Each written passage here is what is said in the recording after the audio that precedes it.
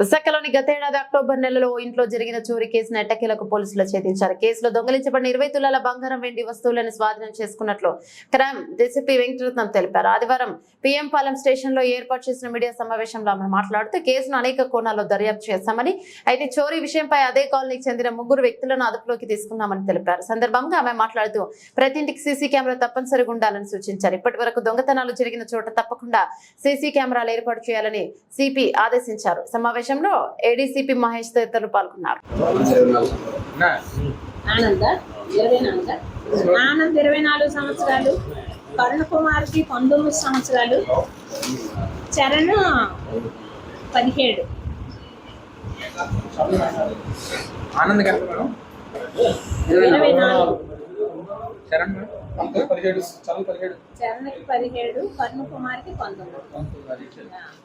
And ACP మేము కూడా ఇప్పుడు ఒక వ్యక్తి మీద అట్లా బేస్ చేయకుండా ఆల్ యాంగిల్స్ లో చూసుకోవాలి.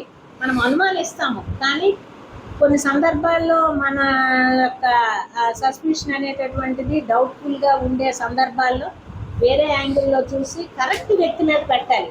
ఇప్పుడు మేము వాళ్ళ మీద అప్పుడు అందులో కానీ పడ్డారు అని అంటే కంపల్సరిగా ఇప్పుడు ఏంటి ప్రతిదీ కూడా ఈ సాక్షి యాప్లో అప్లోడ్ చేసేయాలి. ఇమీడియట్గా ఆ వీడియో కూడా అప్లోడ్ చేసేయడం జరుగుతుంది. కాబట్టి అది ఒక మంచి ఎవిడెన్స్గా మనకి ఎట్టి పరిస్థితుల్లో కూడా ఎక్యూటల్ అవ్వకుండా ఉండడానికి అదొక మంచి ఆధారము.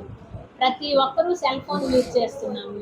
అదేవిధంగా ప్రతి ఇంటికి ఒక కెమెరా ఉండాలి. దట్టు అది రోడ్డు ఫేసింగ్లో ఉండాలి. ఒక వీధి ఉన్నది అంటే వీధిలో వాళ్ళందరూ కూడా కలిసి ఒక కమిటీగా ఏర్పడి బోత్ సైడ్స్, అటు రైట్ నుంచి వచ్చినా ఇటు లెఫ్ట్ నుంచి వచ్చినా ఎక్యూజ్డ్ పడేటట్లుగా మనం అమర్చుకోవాలి. అండ్ ఇంకొక మెయిన్ పాయింట్ ఏంటంటే కెమెరాస్ ఉంటున్నాయి కాబట్టి కానీ చాలా వరకు 80% వరకు పనిచేయట్లేదు. ఒక్కసారి ఎవరైతే ఓనర్స్ ఉన్నారో చెక్ చేసుకోండి.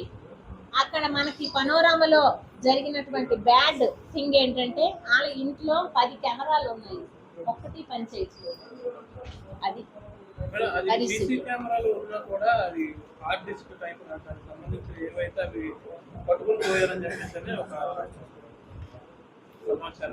ఇంకొకటి అంటే ఎక్కడో ఒక దగ్గర డివిఆర్లు అవి తీసుకెళ్ళిపోతున్నారు కెమెరా తాలూకా స్టోరేజ్ యూనిట్. అయితే ప్రతిదీ టెక్నాలజీ డెవలప్ అవుతుంది, అప్డేట్ అవుతుంది. డివిఆర్ కాకుండా ఎన్విఆర్ని పెట్టుకోవాలి. ఎన్విఆర్ ఉంటే అది క్లౌడ్లో స్టోర్ అవుతుంది. ఎప్పుడైనా సరే మనము క్లౌడ్ ద్వారా మళ్ళీ మనము రిట్రీవ్ చేసుకోవడానికి అవకాశం ఉంటుంది. సో ఎంతోమంది ఇప్పుడు హిల్స్లో గేటెడ్ కమ్యూనిటీస్లో ఉన్నారు అంటే rich persons.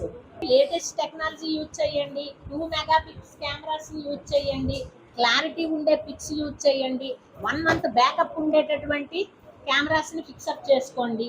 And 360 degrees rotate అయ్యేటటువంటి కెమెరాస్ పెట్టుకోండి. ఇవన్నీ కూడా చెప్తున్నాము. అలాగే గేటెడ్ కమ్యూనిటీస్లో బౌండరీ వాల్ అనేటటువంటిది అన్ని పాయింట్స్లో కూడా మనకి అంటే చక్కగా ఉండాలి, సెక్యూర్డ్గా ఉండాలి. సెక్యూరిటీ ఆడిట్ అనేటటువంటిది జరగాలి. అంటే ఎక్కడైనా వీక్ పాయింట్స్ ఉన్నాయా, అటు నుంచి అప్రోచ్ అయ్యేటటువంటి అవకాశం ఉందా, అటువంటి పాయింట్స్ని పోలీస్ వారు వెళ్ళి గుర్తించి అక్కడ కమిటీస్కి అసోసియేషన్స్ వాళ్ళతో మాట్లాడి ఆ లూప్స్ని మనము రెక్టిఫై చేసేటట్లు చేయాలి. సిపి సార్ వచ్చిన నుంచి కూడా మా అందరికీ చెప్తుంది ఏంటంటే 5 పాయింట్స్ మీద అందరూ కాన్సన్ట్రేట్ చేయండి. ఎక్కడైతే హెచ్బీస్ హౌస్ బ్రేకింగ్స్ జరుగుతున్నాయో ఆ ఏరియాలో 100% సీసీ కెమెరాస్ కవరేజ్ ఉండాలి, 100% ఇల్యూమినేషన్ ఉండాలి, జీవీఎం